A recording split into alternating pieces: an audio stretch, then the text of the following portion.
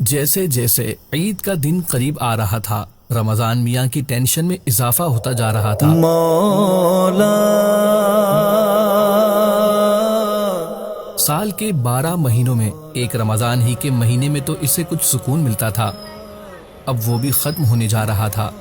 کچھ سال پہلے تک حالات اتنے برے نہیں تھے، وہ محنت مزدوری کر کے دن میں کچھ نہ کچھ پیسے کما لیتا تھا، جس سے گھر کا خرچ پورا ہو جاتا تھا۔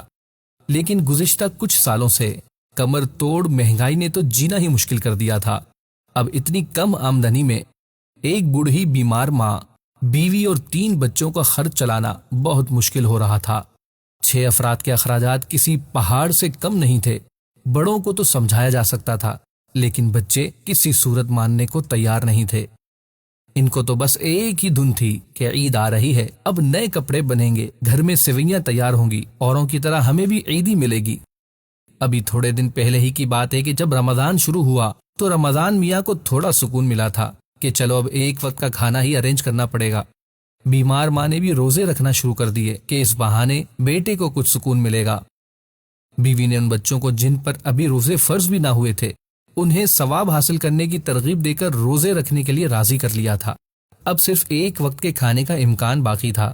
بستی کے کھاتے پیتے لوگ بھی کبھی کبھی افطاری کے نام پر کوئی کھانے کی چیز اور پھل وغیرہ بیچ دیتے تھے، جس سے افطار کا انتظام ہو جایا کرتا تھا۔ اللہ اکبر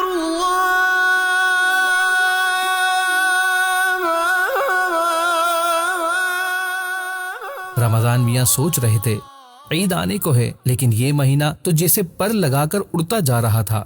بس اب آخری دن باقی رہ گئے تھے۔ عید آنے کو ہے، اب کیا ہوگا؟ بچوں کے کپڑے کہاں سے بنیں گے؟ گھر میں سوئیاں وغیرہ کا تو کوئی انتظام ہی نہیں ہے، اور پھر آگے رمضان کے بعد کیسے گزارا ہوگا؟